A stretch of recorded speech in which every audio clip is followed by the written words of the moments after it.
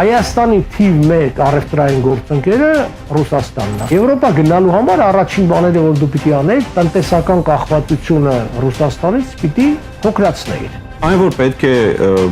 նվազեցնել կախվածությունը, դա ակնհայտ է։ Ի վերջո նույն Էլեկտրիկ Երևանը, երբ որ եղավ, նպատակը կարծեք այդ էլեկտրական ցանցերը ռուսներից ոնց որ թե վերցնելն է։ Այ հիմա հոխորտում է, սա կանեմ, նա կանեմ, տնից կզրկեմ, բիզնեսից կզրկեմ։ Դա ասում է։ Չէ, անողեիր, անեիր։ Բարեկամներ, ողջունում ձեզ, ես քաղաքագետ Գեորգ Մելիքյանն եմ, հեղինակային հաղորդումն է, այն կոչվում է Status Quo, այսօր ես կզրուցեմ ազգային ժողովրդավարական բևեռի խորհրդի անդամ, Modus Vivendi վերլուծական կենտրոնի ղեկավար, դիվանագետ Արա Պապյանի հետ, պարոն Պապյան, ողջունում ձեզ։ Բարև ձեզ։ Նախընտրական փուլը բուրըն զարգացման մեջ է եւ ոչ մի բանի պակաս, այդպես ասած, չկա, ոչ էմոցիաների, ոչ աշխարհաքաղաքականության, ոչ տարբեր տեսակի փոխադարձ ինչ-որ լուտանքների, բայց ինձ այստեղ գիտեք ինչն է հետաքրքրում, այդ Եվրասիական տնտեսական միություն, Եվրոպական միություն այդ դիխոտոմիա բախումը այսօր Ռուսաստանի նախագահ շնորհավորեց Նիկոլ Փաշինյանին, նա էլի պատասխան շնորհակալություն հայտնեց եւ հույս հայտնեց, որ հարաբերությունները զարգանալու են, խորանալու են, բայց դրան զուգահեռ կարծեք կա մեկ այլ իրականություն, որ նույն Արևմուտքում, ենթադրենք անգամ Վրաստանում, եթե դուք տեսնեք թե ինչպեսի հոդվածներ, հարցազրույցներ, նույն եվրոպական երկրներում, օրինակ լեհերը, այդպիսի մի ողջավորությամբ գրում են այն մասին, որ Հայաստանը արդեն հաղթել է Ռուսաստանին, Ռուսաստանը տարածաշրջանում չի, Հայաստանից դուրս է եկել։ Որն է իրականում ճշմարտությունը։ Այդ ուզում իսկապես, այսինքն մի քիչ հասկանալի չի, ոնց կարող է այս կարգի լրիվ հակադարձ բաներ լինել, էլի, այսինքն մեկը համարում է, որ ենթադրենք Նիկոլ Փաշինյանը Ռուսաստանի ազդեցության տակ է շարունակում մնալ եւ գործել, ոմանք համարում են, որ ընդհանրապես ինքը ուղղակի ամեն ինչ անում է Ռուսաստանի հենց դեմ կոնկրետ։ Մարդկային էությունը այնպեսին է, որ միշտ ինքը ցանկանում է, որ իր ցանկալի նպատակները լինեն իրականություն։ Հետևաբար, երբ որ փաստերի ընտրություն է կատարում, ապա այդ մի շարք փաստերի մեջից ընտրում են նրանք, որ հաստատում են իր տեսակետը։ Նիկոլ Փաշինյանը, չլինելով հետևողական եւ բոլորին խոստումներ տալով տարբեր բաներ, ըստ էության հնարավորություն է տվել բոլորին, ասենք ճաշացանկի նման ընտրել այն ինչ որ ուզում են։ Հիմա եթե ասում ենք Լեհաստան եւ այլուր այդպես է, ինչու՞։ Որտեղ ինքը հաճախ գնացել այդ երկրներ, խոսել է, ասել է, խոստումներ ա տվել, հարցազրույցներ, օրինակ ենթադրենք իտալական Լա Ռեպուբլիկային տված հարցազրույցը, ես վստահ եմ, որ շատ ավելի մեծ տարածում ա ունեցել եվրոպական երկրներում եւ գոնե քաղաքագետներ դրան ծանոթ են, քան ասենք Նիկոլ Փաշինյանի հայտարարությունները, որ գիտեք, ես Պուտինի հետ մոտ եմ, մենք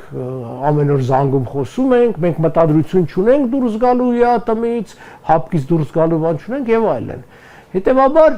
ցավոք սրտի, ինձ հետ էլ դա պատահի շատերի հետ խոսել եմ, իրենց պատկերացումները Հայաստանի մասին վերնագրային են։ Այն ինչ որ եվրոպական կամ համաշխարհային հիմնական լրատվության մեջ կա։ Իսկ դա որ լուրն է, այն լուրերն է, ինչ որ իրենց պետք է եւ դա է տպվում։ Իսկ իրականությունը հետեւյալն է, մենք հո գիտենք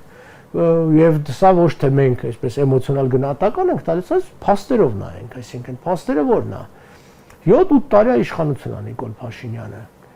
Գնում ենք Եվրոպա։ Եվրոպա գնալու համար առաջին բաները, որ դու պիտի անես, տնտեսական կախվածությունը Ռուսաստանից պիտի փոքրացնեիր, որի համար դու պիտի ալտերնատիվ, ալտերնատիվային մատակարարման աղբյուրներ, շուկաներ եւ այլ բաներ գտնել։ Հիմա հարց։ Եվ միայն դրանից հետո, ձևավորումից հետո հայտարարել, որ մենք նման նպատակ։ Ինչ ես նախապես հայտարարում, ինչ ես բոլորին տրամադրում քո երկրի դեմ, ԵԱՏՄ, երբ որ դեռ ոչ պաշտոնական հայտ ես ներկայացրել, քայլեր ես արել։ Եվ վերցեք օրինակով Ղազախստանում տեղի ունեցած այս վերջի ԵԱՏՄ համաժողովը։ Ուրեմն Հայաստանի թիվ 1 առևտրային գործընկերը Ռուսաստանն է, 40-41%։ Մեզ մոտ աճել է, չէ՞, տարիների ընթացքում։ 2000-ականների սկզբին մինչև 11-15% այ չէ։ Մեզ մոտ 20%-ից չի անցել, որ Նիկոլ Փաշինյանն եկավ իշխան, 20% էր։ Հիմա կրկնապատկվել է դրա այդ համատած, իսկ ամնացած բան։ Ղազախստանում թիվ 1 առևտրային գործընկերը Չինաստանն է, երկրորդը Եվրոմիությունը, որ մեզանից շատ ավելի հեռու է, չէ՞, Ղազախստանը, բայց նոր երրորդը Ռուսաստանը։ Բայց քանի որ Տոկաևը չի խոսում անընդհատ, որ գնում եմ Եվրոպա, այլ քայլեր է անում։ Առևտրային ինքը չի շա որ ապայման գնում է, բայց ինքը զարգացնում է առևտուրը, ներդրումները, եթե նայեք նույն Ղազախստան, Միջինասիական եւ այլն։ Ասած հետեւյալն է, որ քանի որ Նիկոլ Փաշինյանը որպես գործիչ վարժա ցույց տալու մեջ, այսինքն իրականության տեղ անցկացնել եւ դա ինքը դա կարողանում է սեփական ժողովրդին շատ հարցերում խաբել, ցույց տալով խաբել, այդ ամբողջը անել։ Եվ դրանով ինքը կարողանում է նաև քվեներ հավաքել, բայց մյուս կողմից այդ խաբեությունը, եթե դու անգամ եվրոպացիներին խաբում ես, շատ ծանր հետևանք է ունենալու։ Շատ ծանր, որովհետև առանց Ռուսաստանի շուկային ալենտրանքներ գտնելու, առանց գազի մատակարարման ալենտրանքներ գտնելու, իր քաղաքականության սխալների հատուցումը կատարվել է ժողովրդի գրպանից։ Օվերչուկը ասաց, որ ոչ մի գազ չի մտնի Հայաստան, թե կարծեք թե իրանական գազ ամեն դեպքում մտնում է Հայաստան։ Բայց դա պետք է հասկանալ, երբ որ խոսում են այն մասին, որոշ խոսող գլուխներ կան, որոնք, այսինքն այն որ պետք է նվազեցնել կախվածությունը, դա ակնհայտ է։ Ի վերջո նույն Էլեկտրիկ Երևանը երբ որ եղավ, նպատակը կարծեք այդ էլեկտրական ցանցերը ռուսներից ոնց որ թե հա վերցնելն էր։ Հիմա ազգայնացնելու ենթադրեն գազի ենթակառուցվածքներ, բայց գազի կոնկրետ բերելու հարց կա, թե որտեղից է բերում։ Եթե իրանց կարող շեշտը դնում են Ադրբեջանի վրա, որ Ադրբեջանն է բերելու, թե նորից նույն Ռուսաստանից է գալու, բայց միգուցե Ադրբեջանի միջոցով է գալու։ Բայց իմ հարցը մի փոքր այլ տեղ էր, պարոն Պապյան։ Ինչպես է ստացվում, որ եթե ինչ-որ մեկին ուզում են վիրավորել կամ պիտակավորել, ասում են ինքը ռուսամետ է։ Այո։ Okay, բայց երբ որ ենթադրենք ասում են որ Նիկոլ Փաշինյանն է ռուսամետ կամ դուրս չի եկել այդ ազդեցությունից, ասողն է դառնում թշնամի, ոչ թե կենտրոնանում են Փաշինյանը, và ինչպես է դա ստացվում։ Որովհետև ցավոք սրտի մեր քաղաքական դաշտում կան ուժեր, որոնք ասած ավելի ռուսամետ են ընկալվում։ Հիմա տեսեք, Նիկոլ Փաշինյանը կարող էր, չէ, այս նախորդ ընտրություններից 5 տարի անցել է, այս ընթացքում, այսպես ասած ռուսամետ դաշտը, այդ մենք գիտենք ովքեր են, չասենք եղել եւ այլն, այդ ուժերին թուլացնել իսկապես։ Այ հիմա հոխորտում է, սա կանեմ, նա կանեմ, տնից կզրկեմ, բիզնեսից կզրկեմ։ Դա ասում է։ Չէ, անողեիր, անեիր։ Այն ժամանակ կանեիր, հիմա այդ ռուսամետ ուժերը չեն լինի կամ թույլ կլինեին։ Բայց ինչու չարեց։ Որովհետեւ եթե, այսպես ռուսամետ դաշտը ինքը մաքրեր, ինքը արդեն մրցելու էր մեզ հետ, մեր նմանների հետ եւ մեր համեմատ ինքը ընկալվելու էր ռուսամետ։ Թողելով էս այսպես ասած ռուսական կուսակցությունները, ինքը այդ համեմատության մեջ եւ արևմուտքը այդպես էլ ընկալում է։ Արևմուտքն ասում է, որ այո, մենք այս բոլոր թերությունները գիտենք, բայց որ ինքը գնաց, դուք չեք գալու։ Այսինքն օրինակ երբ որ մենք ենք խոսում իշխանության, ալ գալու են ավելի ռուսամետ ուժերը։ Իսկ Նիկոլ Փաշինյանը քանի որ անսկզբունքային մարդ է, մենք իրեն միշտ էլ կկարողանանք, ոնց որ ասած, մեզանով անել։ Երբ որ կգան սկզբունքային համոզված ռուսամետները, մեր խնդիրը բարդ կլինի։ Բայց ես այստեղ ուրիշ մի բան եմ ուզում ասել այն առումով, որ մենք հիմա դիտարկում ենք ռուսամետ ոչ ռուսամետ շարքից, բայց առաջիկայում Արևմուտքը Հայաստանին արդեն դիտելու է ավելի շատ Թուրքիայի առումով։ Հայաստանը պրոթուրքական է, թե հակաթուրքական։ Եվ Արևմուտքը, հա։ Այո, Արևմուտքը։ Այն պահին, երբ որ Իրանում լինի իշխանափոխություն, եւ Իրանը դառնա Իսրայելի դաշնակից եւ Արևմուտքի համար դաշնակից, հակասությունները այսօր սրված են ավելի են սրվելու Թուրքիայի հետ։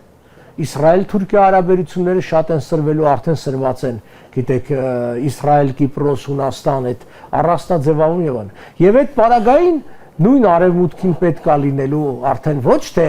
պակաս ռուսամետը, այլ ավելի ազգայնական է Հայաստանի մեջ։ Լավ, այսինքն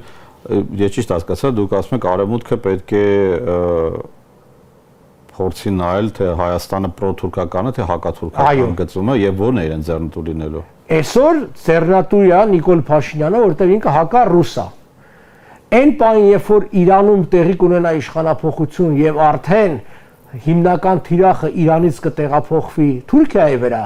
ասենք արևմուտք Թուրքիա եւ Իսրայել-Թուրքիա հարաբերությունը կսեր, այդ դեպքում արդեն Հայաստանում ազգային իշխանություններն են պետք լինի ձեռնատու Իրան։ Հասկանալի է, բայց արևմուտքը որքան էլ մենք միշտ այդպես շատ դրական բանով ենք նայել, բայց հիմա կարծեք թե երեսպաշտություն է անում։ Կարծես թե չէ, այդպես է երեսպաշտություն, ես ասում եմ, որովհետև շատերի հետ ես հանդիպել եմ եւ երեսներին եմ ասել, որ ամենաշատը դուք եք վարկաբեկում արևմուտքին, որովհետև այս երկակի քաղաքականությունը, ավելի ես ասեմ, եթե այս ինչ որ Նիկոլ Փաշինյանն է անում, աներ որևէ նախորդ իշխանություն, դուք աղմուկ կբարձրացնեք։ Օրինակ ես այսօր հանդիպել եմ պատահականորեն ինձ մոտեցել է մի ոնց ասած կռված տղա երկրապահ եւ պատմա թե իրանց վրա ինչ ճնշում կա քվեարկելու Նիկոլ Փաշինյանի օգտին։ Ես էլ ասում եմ կռված տղերք եք, հերոս տղերք եք, մի ընդհարկվեք այդ ճնշումների։ Գնացեք քվեարկեք ոնց որ ձեր սիրտն ազում դեր։ Ո՞վ է ճնշում գործադրում արևմուտքը։ Չէ, բաները, նիկոլական իշխանությունները, երկրապահները, այսպես ասած, երկրապահների ղեկավարները։ Հիմա հարցն է, որ ասում ես բարի վկայություն տաբան, արդեն մի կողմ ենք հաշվում։ Ասում եմ ես ոնց եմ այդ ամբողջը ապացուցելու, բայց այն որ կա մենք անընդհատ լսում ենք նման խոսակցություններ, աշխատանքի վայրում, բան, այսքան դե հիմա նույնը, այս արևմուտքի առումով եմ գալի։ Մենք որ այսքան լսում ենք եւ ասում ենք նաեւ բանը, արևմուտքն էլ չէ լսում, բայց արևմուտքը զոհաբերում է իր աշխարհակահաղական շահերին, իր արժեքային համակարգը, բայց մենք արևմուտք ենք նախընտրում, որովհետեւ արժեքային համակարգի հետևից են գնում։ Լավ գիտակցելու որ կարող են ինչ-որ բայց ո՞րն է այդտեղ այդ դեպքում արժեքանը, եթե մենք տեսնում ենք որ արևմուտքը այնքան հարցերում է ինքն իր դեմ, ինքն իր արժեքներին հակառակնում, որ արևմուտքն ենք մենք ուզում։ Չէ, մենք ուզում ենք այն արևմուտքին, այն ինչ որ մեր մտքի մեջի արևմուտքն է։ Բայց այնց է պարզվում որ դա մեր մտքում է ավելի շատ, քան թե իրականությունն է այդտեղ։ Մենք բայց այդ ինչ որ առումով լավ բան է։ Մենք ունենք այդ այդպես ասած կերպարը։ Միգուցե մենք հենց այդ կերպարը փորձենք մեր մեջ ստեղծել անկախ նրանից թե արևմուտքը, բուն իրական արևմուտքը այդպես է թե այդպես չի, այսինքն մենք ստեղծենք իսկական ուժեղ լավ պինդ Հայաստան, ամուր, հա, որպեսզի կարողանանք հաճախ ասում եմ, մեզ պետք է դաշնակից, իհարկե, բայց դու նախով ես։ Գիտեք, շատ կարևոր է պետությունը ինչ, այսպես, տեսլական ունի, ինչ գաղափարի հետևից է գնում։ Գիտեք, ես սա մասին խոսել եմ այդ հայտնի ամերիկյան քաղաքագետ կա Ռեյ Կլայնի բանաձևը, որը իրանց հետախուզական վարչության երկար տարիների վերլուծական վարչության պետն էր, որը ինչ ասում, որ ասում է երկրի տնտեսական հզորությունը, գումարած երկրի տարածքն ու բնակչությունը, գումարած ռազմական հզորությունը, այդ ամբողջը մի փակագ բազմապատկված ստրատեգիական նպատակով եւ նպատակին հասնելու կամքով։ Իսկն երկու միավոր իրավ։ Եվ երբ որ ասում դու չունես այդ նպատակը եւ կամքը չունես, զրո է։ Ինչ էլ այնտեղ ուզում ես ունեցի, բազմապատկված զրոյով դառնալու է զրո։ Այսինքն դա քաղաքագիտական 60-ականների 70 վերլուծությունը կա, որ շատ կարևոր է երկրի համար այդ նույն տեսլականը ինչ գաղափարի հետևում է։ Այո, այսօր արևմուտքը շատ հարցերում թերանում է բան, բայց մեզ թող մեր մտքի մեջ լինի լավը, մենք ձգտենք լավին, փորձենք նմանվել այդ լավին, այսինքն մեր ձգտումի վերջո մենք հո արևմուտքի համար չենք ուզում որ ստեղ լինի ժողովրդավարություն, մենք մեր համար ենք, չէ՞ ժողովրդավարություն։ Մենք մեր համար ենք ուզում որ, չգիտեմ, մարդու իրավունքները հարգվեն։ Մենք մեր սերունդը ավելի քիչ քան մեր նախորդ սերունդը, բայց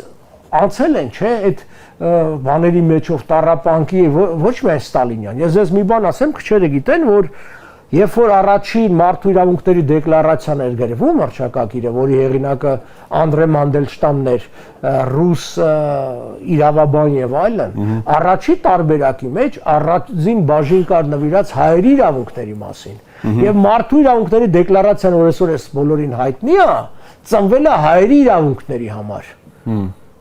29 թվականին, երբ որ առաջի տարբերակը գրվեց, որովհետև հայերը այն ժողովուրդն են, որ առաջին անգամ անիրավվել էր, իրանց իրավունքը ոչ թե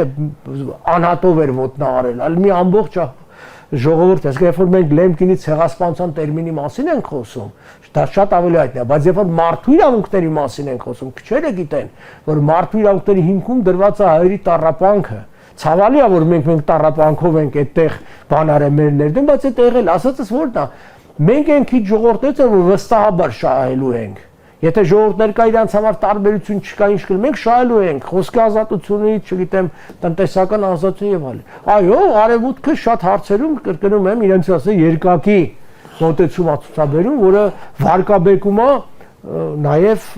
մեր աշխատանքը իրանց էլ եմ ասում, որ Պարոն Պապյան, իսկ իրենց չի վարկաբեկում է, որ իրենք աջակցում են Փաշինյանին։ Դե էլ են, որ իհարկե վարկաբեկում է, որովհետև դուք, բավարար ասում եմ, որ իրենց ասվում է, որ դուք ձեր աշխարհաքաղաքական շահերի համար արժեքային համակարգն եք ոտնարում, ձեր իսկ արժեքային համակարգը, աշխարհաքաղաքական շահը որն է։ Իրենց կուրացրել է այն ձգտումը Ռուսաստանին տարածաշրջանից դուրս մղել։ Բայց գիտեք ինչն է ամբողջ հարցը, հա, ասիկա այն քաղաքակրթությունը, որը բերեց լուսավորչությունը, որը բերեց քննադատական մտածողությունը, պրոտեստանտիզմի վերջո ծնեց, անցավ արհավիկների մեջով, ստեղծեց եվրոպական միության կառույց, այսինքն ամբողջ ինստիտուցիոնալիզացիայի հիմքը դրեց, այդ ամբողջ քաղաքակրթությունը այդ կարգի կուրացել է, որ չի տեսնում անգամ իր իսկ վարկաբեկման, իր իսկ հեղինակության նվազումը սխալների պատճառով, հա։ Գիտեք, ցավոք սրտի, այսօր Եվրոպայում կան քաղաքներ, հաճախ եք լինում, հատկապես արևմտյան Եվրոպայում դա շատ նկատելի, որ պակաս եվրոպական են, քան, ասենք, Երևանը։ Դա իրականություն է։ Դուք մոռանում եք, դուք խոսում եք 50, 60, 70 անգամ 90-ականների Եվրոպան չի, Եվրոպան շատ բանով է փոխվել։ Եվ այդ ամբողջը ազդում է բոլորի մտածողության վրա։ Այս ընկերներ ունեն, բրիտանացի ընկերներ, որ այլևս Բրիտանիայում չեն ապրում, տարվակեսը Հայաստանն է, որտեղ ասում եմ, ես այստեղ ինձ զգում եմ ավելի արևմտյան քաղաքակրթության մեջ, քան Լոնդոնում իմ թաղամասում, ասում եմ, ես չեմ կարողանում ապրեմ, որովհետև ուրբաթ առավոտը նամազ ջումայի բանն ա գնում, մյուսը։ Սա իրականություն, այդ ամբողջը ասում եմ, որովհետև նույն խորհրդարանի մեջ հայտնվում են մարդիկ, որոնք հարմարվելով ընտրողների քվեներին, ասենք քվեներում խնդրեն, սկսում են խոստանալ բաներ կամ սկսում են օրենսգծեր անցկացնել, որոնք բնավ նույն խոսքի ազատության կամ մարդու անհատի ազատություններով բանա լինում։ Ցավոք սրտի, իհարկե ժողովրդավարությունը լավ բան է, ասենք բոլորը հավասար քվե, բայց դա առողջ հասարակություններում է լինում, որտեղ ընտրողը, ասած իրազեկված ընտրողն է քվեն տալի, եւ նա քվեն տալիս է ելնելով գաղափարից եւ այլն։ Մեր կարծում եմ թերություններից մեկը պատճառներից հետեւյալն է, խորհրդարանական համակարգը լավ բան է, բայց երբ որ քո հասարակության մեծ մասը ընտրությունա կատարում ոչ թե գաղափարի իման վրա, ոչ թե արժեքային համակարգի, ես այն օրը մեր Հայաստանի քաղաքացի տիկին է խոսում։ Ու կողմը Նիկոլին ասում է լավն է, ինքը մեր ծոցից այլ, ինքը մեր նման պերաշկի է ուտում։ Եվ ես պետք է գնամ իրան ընտրեմ, որտեղ ինքը պերաշկի է ուտում։ Բառացի։ Պերաշկու կուսակցություն։ Ահա։ Դե հիմա հասկանում եք, երբ որ դու հասարակությունն եք, որտեղ ընտրությունը, իսկ պետք է ընդունենք, որ ամբողջ աշխարհում այդ ձևը, հա, խելոք մարդիկ միշտ ավելի քիչ են, քան անխելքները։ Բնական է։ Դա այսինքն մարդը պետք է զբաղվի իր առօրյայով, որ ինքը ամբողջ օրը քաղաքականությամբ չի զբաղվելու։ Այդ մենք ենք, որ մեր գործն է, հետաքրքրությունն ենք, ինչ որտեղ էլ կրթություն եւ Աստծո ձիրք ունենք, ամեն մարդ չունի, ոնց որ ես չունեմ երաշտական, այսինքն ձիրքը։ Այդ ձև եմ ծնվել։ Նա արդեն քաղաքականությունն են վերլուծելու ունակության խնդիրը։ Իհարկե, արվեստ է դա։ Հա, չգիտեմ ինչի շատերը ընդհանրում են, որ քաղաքականությունը շատ հեշտ է։ Այդպես են դարձրել, պարոն Պապյան, որ ուղղակի լավ խոսողը, կենացածողը, ստատուս գրողը եւ ընդ որում, բայց եկեք խոստովանենք, որ նույն արևմուտքը աջակցում է այդ մարդկանց։ Այդ խոսող գլուխներին 100,000-ավոր դոլարներով գրանտ են տալիս, որոնք խոսում են եւ խաղաղության իբր թե գիտեք մեկ-մեկ էսենց ասում եք գնացեք ռուսների հետ խաղաղություն քարոզեք ինչի չեք անում այդ connectivity-ին տնտեսական շահը ռուսների հետ չունեք գնացեք ռուսների հետ դե դուք հələ փորձեք այդքան եթե հեշտ է Ադրբեջանի հետ մոռանալ ամեն ինչը գնացեք մոռացեք ուրեմն մոռացեք Ռուսաստանը ինչ է անում Ուկրաինայում մոռացեք ռուսների հետ ձեր կոնֆլիկտները ուղղակի խոսեք բայց չէ այստեղ այս պարագայում Ադրբեջանին որևէ մեկը թթու խոսք չի ասում բայց եկեք տեսեք որ բանը մնացած բոլոր հարցում իրենք այդպես շատ քաջ տղերք են Ռուսաստանը ընկալվում է որպես արևմուտքի թշնամի ինչու որտեղ Ռուսաստանը ունի ատոմային զենք եւ Ռուսաստանը մեծ է հզոր չի բայց մեծ է եւ կա նաեւ այդ դասական իներցիոն մտածողությունն էլ ռուսերն էլ 1000 առիթ են տալիս այդպես չի որ առանց առիթ այդ թշնամին ընկալվելը հետեւաբար Ռուսաստանից ուղիղ գազը առնելը ընկալվում է, որ ֆինանսավորել Ռուսաստանին, չգիտեմ, պատերազմի մեջ ընդդեմ Ուկրաինա։ Բայց նոր ռուսական գազը առնում են Ադրբեջանի վրայով, իրանք իրանց չիմանալու տեղ են դրել։ Եվրոպացիները լավ գիտեն, ինձ մի հունգարացի միտեղ մոտեցավ,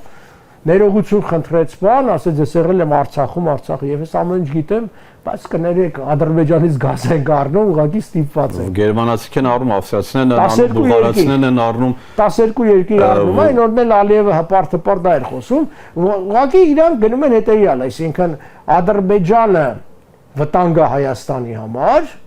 հետեւաբար դա կարելի է անտեսել, Ռուսաստանը կարող է կամ վտանգ է արևմուտքի համար, հետեւաբար Ռուսաստանին թույլատնելն ու խեղճացնելը իրենց շահերից է բխում, Արևի հերթն էլ կասնի մյուսն էլ, բայց դա պետք է հետո լինի։ Այդքան շուտ չի գալու։ Կրկնում եմ, դա շատ բանով կախված է Իրանի հետ, որովհետև Ադրբեջանը ընկալվում է նաև ստրատեգիական կարևորության երկիր Իրանի դեմ պատերազմում։ Գոնե Իսրայելը դա ընկալում։ Այն բան, երբ որ Իրանը դադարեց լինի թշնամի երկիր արևմուտքին, միանգամից Ադրբեջանը ստրատեգիական կարևորություն դա ճիշտ է, ամենտեղ այդ անտագոնիզացիայի տանելը, իրանցիներին ընդեղ հանելը, Սիրիայում ընդեղ անելը, Աֆղանստանում, Լիբիայում, բոլոր տեղեր այդ հրդեհները ստեղծելը, հետո քաշվել եւ ասել, որ մենք պայքարում ենք մարդու իրավունքների համար, կամ թող իրանք ինչ ուզում են։ Իրանը ո՞նց է պատկերացնում փոփոխություն մոտակա ենթադրենք ժամանակներում, երբ որ այդ պետությունը դեռևս համենայնպես իրենք կայուն իրենց հստակ գծի մեջ է, լավ է, վատ է իրենցն է, դա այդպես են, ինչի պետք է անընդհատ բզբզալ եւ փորձել բոլորին փոխել, դա ընդ որում երբ որ դա անում են ռուսները, դա անընդունելի, անթույլատրելի է, բայց եվրոպացիները կարող են ցանկացած մերձավոր արևելյան երկրում միջամտել, մտնել, դուրս գալ, հանել, փոխել, հայտարարել դրա մասին, որ սա ռեժիմ է, սա պետք է գնա, այսինքն դա ո՞նց է ստացվում։ Իրենց կարելի է նրանց քաղաքական շահերից որտեղ այո այդ իրանց շահերն է հիմա ցավոք սրտի քաղաքականությունը դարեր շարունակ խարսխված է շահերի վրա մի շրջան ավելի խոսակցում են որ շահերը չեն այլ արժեքային համակարգ բայց այդ արժեքներն էլ ըստ շահերի են մեկնաբանվում դե ռուսներն էլ են տենց ասում իրենք ասում մենք մեր շահեր ունենք ենթադրենք Ղրիմը մերն է վերջանում է ինչ եք ուզում մեզից գիտեք ես մի օր մի ամերիկացի բարձր պաշտոնյայի հարցրեցի որը հենց Մինսկի խմբի մեջ ներառված էր ասացի ինչ է կարծում ինչ ալնելու Ղարաբաղի հարցը ասաց կկարողանաք պահեք ձերը կլինի չէ պահի իրանց է կլինի ճիշտ է ասում հա դե հենց այդ ասում ասեմ ինքը քանի որ մենք մոտ էինք ինքը սիրուն խոսքեր չասեց բայց այդպես է միջազգային հարաբերության այսպես ասած հենց ամբողջ կոնցեպտը դա է որ եթե ուժեղ ես եւ դա նորություն չի հա դա մերոնք են ուժն է ծնում իրավունք այսինքն ջունգլիների օրենք որտեղ դու ուժեղ ես կարողանում ես պահել ոչ թե որովհետեւ դա ըստ իրավունքի ըստ օրենքի է քեզ պատով չկա այդ իրավունքը օրենքը դու ես պաշտպանելու ես այդտեղ մի քիչ մեկնաբան եմ նայեք ես որ ասում եմ ուժեղ ուժ հզոր ես պարտադիր չի որ նկատեմ միայն ռազմական հզորություն ես գիտեմ դուք ինչ նկատ ունեք նա հավելյալ Ձեզ տալիս է լեգիտիմություն, տալիս է եւ այլն գործիքներ։ Նայեք, երբ որ Միացյալ Նահանգները մտավ Աֆղանստան, այն 30 հայ, չգիտեմ, զինվորականի կարիքան դեղ ինքը չուներ։ Երբ որ Ռուսաստանը սիրա մտավ Հայաստանից էլ ինչ որ մի 30 քան չգիտեմ։ Հա չմոռանանք որ նույն Փաշինյանը ուղարկեց այդ անձնակազմը Սիրիա։ Հա ինչի համար էր դա։ Այդ դրոշի Երևան, այսինքն դու մի քիչ պիտի աշխարհին ցույց տաս որ դա ինչ որ իրավունքով փաթեթավորես, ինչ որ արժեքային համակարգով փաթեթավորես։ Ես բազմաթիվ անգամներ ասել եմ, ինքս լինելով ջատագովը միջազգային իրավունքի, որ միջազգային իրավունքը դա 0 է։ Բայց այն 0-ն է, որը դու դնում ես թվանշանի կողքին, տասնապատիկ հզորացնում է այդ թվանշանը։ Հասկանում եք, ինքնին միջազգային իրավունքը չի աշխատելու։ Բայց երբ որ դու դա կարող ես համադրել ռազմական հզորության հետ, չգիտեմ, տնտեսական հզորության հետ, տասնապատիկ ուժեղացնում է։ Դրա համար աշխարհի երկրները աշխատում են իրենց նկարտումները, հաճախ շահադիտական նկարտումը փաթեթավոր։ Տեսեք, այդ առումով Ադրբեջանը շատ ավելի խելոք քաղաքականություն է իրականացնում, քան Հայաստանը։ Ինքը ամեն ինչ խոսքային ինչ որ փաթեթավորում է ներկայացնում մենք հասկանում ենք, չէ՞ որ ինքը հարձակվեց Արցախի վրա, գրավեց, ջարդեց։ Այո, ինքը հարձակվեց, ինքը պատերազմ հրահրեց, ինքը ուղղակիորեն ագրեսիա կիրառեց եւ մնաց անպատիժ։ Այո, որովհետեւ ինքը այդ ամբողջը ներկայացրեց եւ դա անկալվեց այդպես կամ ուզում էին նաեւ անկալեն, որ ես դեօկուպացիայի եմ ենթարկում իմ տարածքները, միջազգայինորեն ինձ պատկանող տարածքները։ Որովհետեւ Պրագայում ընդունեցին դա որպես Ադրբեջանի մաս։ Ահա, հիմա էլ ինքը ինչի է այն անում, որ մակում փաստաթուղթ անդում, թեկուզ եւ իրենց կողմից հայտարարության տեսքով կամ իսլամական համագործակցության երկրները փաստաթուղթերը հոդված են ընդունում այդ 300,000 ադրբեջանցիների վերադարձի մասին 100,000, որ ասում են չկա, բազմաթիվ միջազգային փաստաթղթերի մեջ դա ամրագրված է։ Այդ ոչինչ չի տալու, չէ՞, թուղթը, բայց սանով ինքը ստեղծում այն իրավական, տեղեկատվական, քարոզչական հենքը, որի հիման վրա վաղը ինքը արդեն այլ ձևով է խոսալու։ Այսինքն մարդասպանը իր համար ալիբի է ստեղծում։ Իհարկե, եւ ինքը երբ որ բարերը օգտագործում, ասում է ապահով եւ արժանապատիվ վերադարձ, շատերի համար սա բարեր են թվում։ Ապահով ինքը վաղը պնդելու է, որ դու պիտի կամ ոստիկանական ուժեր ստեղծես իրենց ինքնապաշտպանական եւ այլն։ Իսկ արժանապատիվը նա է, որ մարդիկ իրենց բայրենի լեզվով սովորելու, կրթվելու, հեռուստացույց ունենալու, պատգամավոր դառնալու, բան ունենալու, այո, մսկիթ ունենալու, այս ամբողջի բանն է։ Մի կողմից ինքը օրինակի համար մեզ մեղադրում է 267 մսկիթ քանդելու մեջ, շատ են թվում է թիվը էլի ասեց, երբեք Հայաստանում այդքան մսկիթ չի եղել, այսինքն 267 որն է, կամ Հայաստանը երբեք էլ չի քանդել, ինչ քանդել է սովետական միության ժամանակ եկեղեցիների հետ զուգահեռ եւ այլն։ Բայց այս ամբողջը իրականացնում է, որ վաղը խոսալով 267-ի մասին ինքը ասել է գոնե 67-ը կառուցեք եւ վերականգնեք։ Այս ամբողջը սա է։ Ասած հետեւյալն է, որ այո, դու պիտի առաջին հերթին ինքդ քեզ պիտի պաշտպանես